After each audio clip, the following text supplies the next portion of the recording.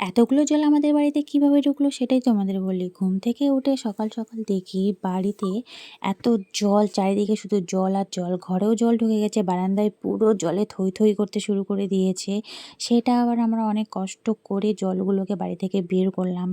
তারপর সব ঠিকঠাকই ছিল। কিছুক্ষণ পর আবার সেই এত বৃষ্টি শুরু হলো, সেই বৃষ্টির জল আবার বাড়িতে ঢুকতে শুরু করলো। তো এই বাড়িতে ঢোকার কারণটা সেটাও তোমাদের বলছি। আমরা যে নতুন বাড়ি ধরেছি সেই বাড়ির জন্য আমাদের মানে সামনের যে জায়গাটা ছিল, আমাদের বাড়িটা তো মাটির বাড়ি ছিল পুরোটা, শুধু ঘরগুলো আমরা রেখেছি আর বাইরে যে বারান্দাগুলো ছিল, রান্নার জায়গা ছিল, ওগুলো আমরা ভেঙে দিয়েছি।